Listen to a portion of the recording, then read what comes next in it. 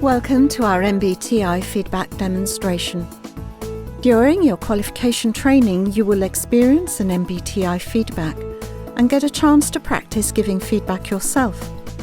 This video will give you an idea of what a good MBTI feedback is like and give you a useful structure to follow. After you've qualified, you might find this video useful to play occasionally to reinforce your learning and to remind you of best practice. Meet Paul. He's been in his new role as Sales and Business Development Manager for about 6 months now. He's completed the MBTI questionnaire to help inform his personal development in this new role. Pauline is going to be introducing him to the MBTI preferences, sharing his results and helping apply this information to his job. During the session, Pauline will be making use of materials you see here to help support the feedback. Before you start, it may be helpful to have these in front of you so that you can understand what Pauline is doing. Also, as we go through, we'll be showing items from the feedback checklist on screen, so you may want to have this to hand too. In a moment, you will see Pauline giving an introduction to the feedback. She will cover the following areas: asking the respondent about their experience of completing the questionnaire, assuring them that it's both voluntary and confidential, giving an outline of what to expect during the session, establishing the purpose of the feedback, giving some background to the MBTI instrument to help establish its credibility, illustrating what we mean by preference. Finally, giving an overview of the 4 pairs of preferences. Listen now as Pauline introduces the MBTI feedback session to Paul. Hi Paul, thanks for joining me today. As you know, we're meeting together to go through the output of the MBTI questionnaire that you filled in last week. Yeah. Do you remember that? I do, yes. And how did you find that questionnaire? Found it very intriguing and I'm really curious to find out more. Fantastic. So we've got between an hour and a half together today to look at your responses to that questionnaire and what it might mean for you in your role. Okay. Okay, so if you'd like to put your name on this workbook, this Okay. workbook's yours to take away. It's got lots of information inside it. There we go. Lovely. So, it's really important at the beginning of this session that I check that you filled in the MBTI questionnaire voluntarily. Mm-hmm. So, you didn't feel any pressure to fill it in and nobody forced you to do that? No, not at all. Okay. And I believe that you're using this for your personal development, which is a great thing to do. Also, your MBTI type results are confidential and they belong to you. So we might be discussing something about your preferences, but it's up to you as to whether you share them. And I certainly won't be sharing them with anyone and without your permission. Okay. Okay? Yeah. So, during this session, I'm going to help you to understand how to apply the MBTI preferences to your role. And I'm going to also give you a little bit of background about the MBTI, because that's really important that you understand where it comes from. And also a little bit of theory, telling you what we mean by preference. And you will be helping me to understand where your preferences lie. And we'll be talking about that quite a lot together. Okay, so I know a little bit about why you filled in the questionnaire, because you're in this role as a sales manager. But there are loads of different purposes that you could use the MBTI instrument for. If you just cast your eye down that list, you'll see there's a wide range of purposes that you could sign up for, if you like.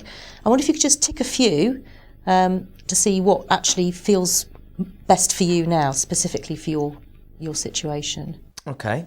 I think looking down the list, definitely developing my leadership style would be one of my main objectives. And also valuing diversity in working style. Great. Those 2 would be my main objectives. Okay, that fits very well. Okay, Paul, I'm just going to take you through a little bit about the background and the history of the MBTI, because the Myers-Briggs is the most popular psychometric in the world, and I think it's quite important that you know where it comes from. So it's based on the theories of Carl Jung. Have you heard of Carl Jung? Vaguely, yes. Okay, so he was a Swiss psychologist, a very famous psychologist. And the 2 people that took his ideas further were Catherine Briggs and Isabel Myers.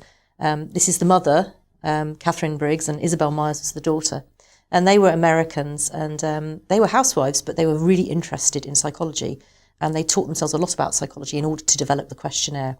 Now, they worked on this questionnaire during World War II, and they saw a lot of loss of life, obviously.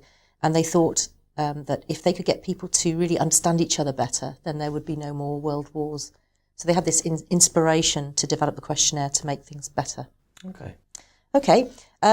Now, I've been talking about preferences, and I'd like to explain a little bit more about how we use preference in terms of Myers-Briggs. So I'd like you to take the pencil there and sign your name on that line as if you were writing me a very large cheque. Okay. Lovely. Okay, now I want you to put the pencil in the other hand. Right. See if you can do the same, but with your other hand. Oh dear. Okay. I'll try. Oh, it's really difficult. Okay. So what was the main difference for you then? You said it was very difficult. I found the second one really awkward to do. Okay.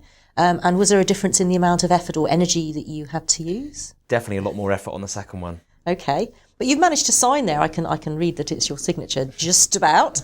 Let's see what other people say. Okay. So typically people say that with their normal preferred hand, they found writing their signature to be natural, easy, flowing, comfortable, and took less energy. Okay. And then with their non-preferred hand, they found it unnatural, difficult, and you use that word yourself, jerky, awkward, and it takes more energy.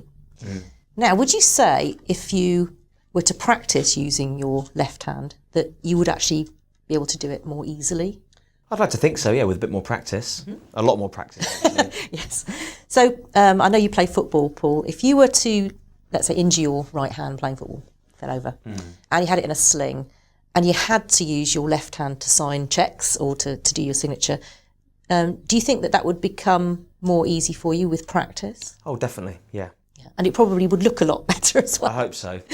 However, when you got better and you took your hand out of the sling, would you then persevere with that left hand signature, or would you go back to your preferred hand? Oh no, I'll go back to my preferred hand. Right. And that's what we mean by preference. So you can learn both, but one is more natural and takes less energy. Okay. Okay. Now we know about MBTI preference, let's just knock some misconceptions on the head before we go any further. So your preferences indicate the way in which you feel most comfortable operating, but you will be able to do both. Okay, well, as we go through, you'll probably say to me, oh, but I do both. You will do both, but one will be more natural. Okay. So if you remember that signature example, how it felt, that might help you to decide. Now, preference is not about ability or skill. And I know that this signature looks better, but as we said, if you practice more with your non-preferred hand, that skill would get better. So preference is not about whether you can do things well or whether it's about your ability. It's just how you feel, how natural it is. So because it's not about ability or skill, you can't use it for selection. You can only use it for personal development, which is why you're here. Okay. There's no right and wrong, so it's not better to be right-handed or left-handed. People are different, and both are valuable ways of doing things. Okay. There are 4 pairs of preferences, and you will use all 8. And we might be able to find out which ones are your preferred ways of doing things. But I won't be telling you that. You'll be exploring some personal examples with me, and you were the one who's going to decide what your preferences are. Okay. Okay, so you're the best judge of that. Okay, so we know what preference is. Let's see what the MBTI preferences are all about. And as I say, there are 4 pairs. So the first one is about where you get your energy from, and that's extroversion, introversion. The second one is about how you gather information, so the kind of information you prefer to gather and trust, and we call that sensing and intuition. Okay. Now, you may have noticed intuition does start with an I, but we've used I already for introversion, so we use the N of intuition, so it's S and N. The third preference is how you prefer to come to a decision, and we call that thinking or feeling. And the last one is how you prefer to deal with the world around you, and that's to do with whether you prefer judging or perceiving, and that's whether you're planned and organised or spontaneous and flexible. Okay. Okay, so what we're going to do the rest of the feedback is to go through these in more depth, talk about some personal examples with you, and then see how you use these things in your role at work. Okay. Okay.